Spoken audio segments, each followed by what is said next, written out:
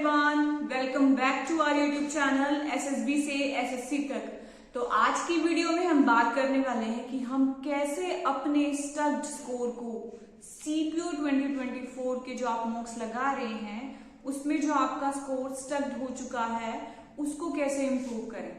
तो इसी वीडियो में हम आज अच्छे से डिस्कस करने वाले हैं कि कैसे हम आपकी जो सीपीयू 2024 की जो पेपर 1 की प्रिपरेशन चल रही है उसको हम कैसे और इम्प्रूव करें कि हमारा स्कोर और बेटर हो पाए। So let's get started. तो हमारे पास पहले होंगे दो तरह के बच्चे, उनमें से एक वो वाले होंगे जिनका अभी तक सिलेबस ही कंप्लीट नहीं है, दूसरे वो होंगे जिनका सिलेबस काफी हद तक कंप्लीट हो गया या हो चुका है। तो हम पहले लेते हैं उन बच्चों को जिनका अभी तक सिलेबस ही कंप्लीट नहीं हुआ। तो अभी हमारे पास है 50 डेज के अराउंड। तो जो बच्चे जिनका अभी तक सिलेबस कंप्लीट नहीं हुआ है उनको पहले 20 डेज में आपका सिलेबस कंप्लीट करना है। किसी भी हाल में खुद को ये टारगेट देके चले कि अभी जो ये 50 डेज हैं उनमें से 20 डेज में हमें हमारा सिलेबस कंप्लीट करना है, क्योंकि अगर आपका सिलेबस ही कंप्लीट नहीं होगा तो आप में इम्प्रूवमेंट के चांसेस बहुत कम रहेंगे। तो पहले आप अपना सिलेबस कंप्लीट करने का सोचें। अब 20 डेज में आप अपना सिलेबस कैसे कंप्लीट करेंगे?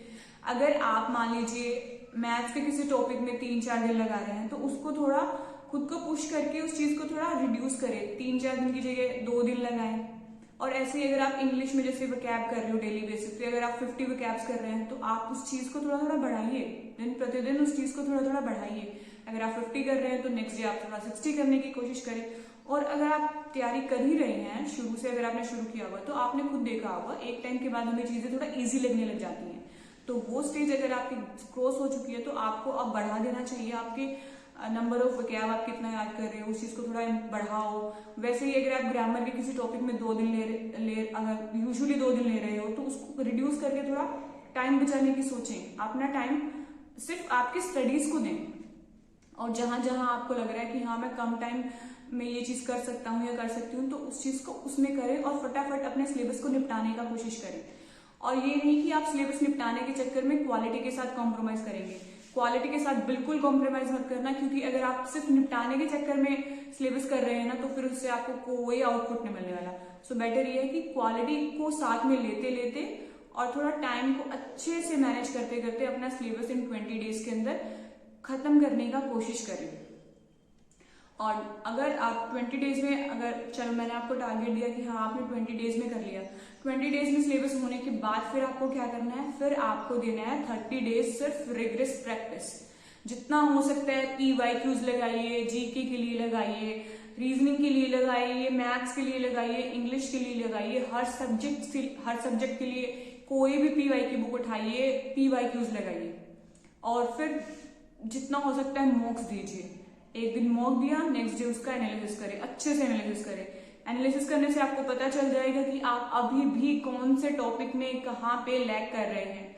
आपको वो चीजें जब पता चल जाएंगी फिर उसके बाद दोबारा से उस चीज पे आइए, आपके नोट्स में सब कुछ होगा, उसको दोबारा से रिवाइज करिए और फिर उसको मॉक्स में इम्प्लीमेंट करिए।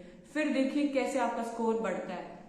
तो ये वो बच्चे थे जिनका सिलेबस अभी कंप्लीट नहीं था। अब हमारे पास दूसरे वो बच्चे आते हैं जिनका सिलेबस कंप्लीट हो चुका है बट स्टिल उनके मार्क्स नहीं इंप्रूव हो रहे हैं। तो वो कहाँ लैग कर रहे हैं? तो या तो उन्होंने जब सिलेबस कंप्लीट किया उन्होंने किसी टॉपिक में थोड़ा अपने आप को लाइटली लिया है, इसलिए आप उसी टॉपिक में मार खा रहे हैं।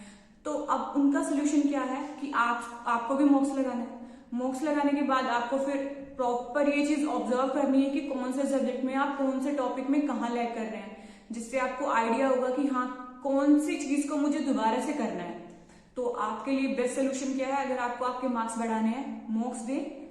आपने एक मॉक लगाया, उसके बाद उसका एनालिसिस करिए, सब्जेक्ट वाइज एनालिसिस करिए। जैसे कि इंग्लिश का मुझे देखना है कि हाँ मैं कौन से पोर्शन में हूँ, मेरे को ग्रामर में मैंने सब किया है, वकैब में मेरा अच्छा यहाँ मेरे को लग रहा है कि मेरे को वकैब में थोड़ा रिवीजन की जरूरत है, उसके बाद कॉम्प्रिहेंशन का लग रहा है तो फिर मुझे थोड़ा अपना रीडिंग हैबिट्स को इम्प्रूव करना पड़ेगा।